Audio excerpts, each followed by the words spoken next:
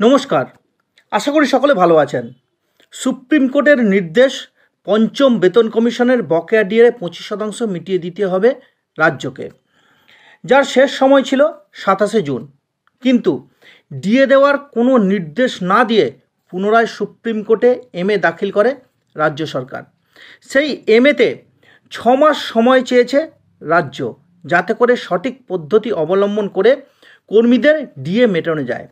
কিন্তু 6 মাস তো দূরের কথা, 3 মাসের মধ্যেই রায় হয়ে যাবে। চওড়া হাসি ফুটবে কর্মীদের মুখে।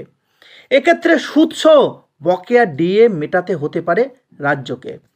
আলোচনা শুরু করার আগে একটু সময় আপনাদের কাছ থেকে চেয়ে নিচ্ছি। যদি আমার এই তথ্য ভালো লেগে থাকে তাহলে অবশ্যই চ্যানেলটিকে সাবস্ক্রাইব করে সঙ্গে থাকতে ভুলবেন না। চলুন শুরু করা যাক আজকের আলোচনা। সঠিক কারণগুলির দিকে একটু দৃষ্টিপাত করা যাক। প্রথমত, এর বৈধতা।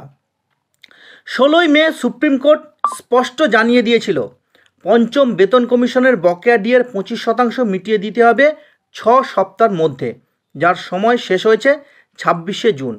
অন্যদিকে এটাও জানিয়েছে, যদি কোনো সুবিধে বা অসুবিধে থাকে বাদী বা বিবাদী পক্ষের মধ্যে, তাহলে 4 সপ্তাহের মধ্যে অর্থাৎ 16ই জুনের মধ্যে লিখিত আকারে জানাতে হবে সুপ্রিম কোর্টকে।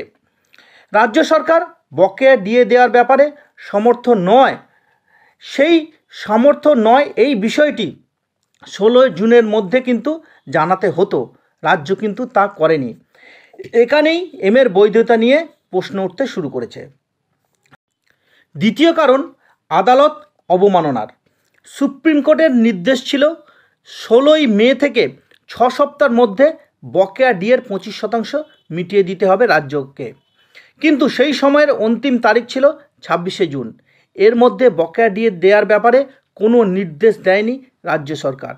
এটা এক প্রকার কোর্টের রায়কে অবমাননা করা, যার ফলে কর্মী সংগঠনের দেওয়া রাজ্যকে পাঠানো আইনি নোটিশ আইনতভাবে বা আইনের চোখে কিন্তু বৈধ। এবার আসি তৃতীয় কারণে। স্যাটের রায়কে সামনে রেখে 6 মাস সময় চেয়েছে রাজ্য। স্যাট বলেছিল 3 মাসের মধ্যে বকেয়া ডিএ মিটিয়ে দিতে হবে। তা রাজ্য সরকার না মেনে সুপ্রিম কোর্টে যায়।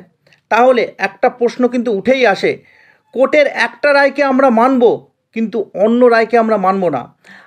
আমাদের সুবিধের জন্য একটা রায়কে মান্যতা দেব কিন্তু অন্য রায়কে মান্যতা দেব না, তা হতে পারে না। স্যাটের রায়কে যদি মেনেই নেওয়া হয়, তাহলে 3 মাসের মধ্যে নীতি নির্ধারণ করে বকেয়া ডিএ মিটিয়ে দেওয়া হয়নি কেন? রাজ্য সরকার এত সময় নষ্ট করলো কেন? তাহলে 25% নয়, 100% সুদ সহ মিটিয়ে দিতে হবে রাজ্য সরকারকে। এবার আসি চতুর্থ কারণে, এআইসিপিআই এর মান্যতা। অল ইন্ডিয়া কনজিউমার প্রাইস অনুসারে রাজ্য সরকারি কর্মচারী ও পেনশনাররা ডিএ পেয়ে থাকেন, অর্থাৎ বাজার মূল্যের ওপর। বাজার দর বাড়ার সাথে সাথে কর্মীদের বেতন ও পেনশন খাতে এই ডিএ বাড়ানো হয়। রাজ্য সরকার এআইসিপিআইকে মান্যতা না দিয়ে ডিএ দেয়নি। সমস্ত রাজ্য যেখানে তাদের কর্মীদের এআইসিপিআই মেনে ডিএ দিচ্ছে, পশ্চিমবঙ্গ সরকার তার ব্যতিক্রম হতে পারে না। সুপ্রিম কোর্ট যদি রাজ্য সরকারের আবেদনকে মেনে নেয়, তাহলে অন্য রাজ্য সেই রায়কে হাতিয়ার করে তাদের কর্মীদের ডিএ দেবে না, অর্থাৎ তাদের কর্মীদের ডিএ থেকে বঞ্চিত করবে। রাজ্য সরকারের আবেদন যদি মেনে নেয় সুপ্রিম কোর্ট, তাহলে যুগান্তকারী রায়ের অংশ হিসেবে থাকবে সুপ্রিম কোর্ট। তবে এআইসিপিআই মেনেই যে ডিএ দিতে হবে তার ইঙ্গিত পাওয়া গেছে স্যাট, হাইকোর্ট ও সুপ্রিম কোর্টের রায়ে। স্বভাবতই এর থেকে একটা বিষয় তো পরিষ্কার, রাজ্যের করা এমএ আদৌ গ্রহণ হবে কিনা তা নিয়ে কিন্তু সন্দেহ আছে সুপ্রিম কোর্টের কাছে। এমনও হতে পারে স্যাটের দেওয়া 3 মাসের সময় মতোই সুপ্রিম কোর্টও 3 মাসের সময়সীমাকে বেঁধে দিতে পারে 4 আগস্ট।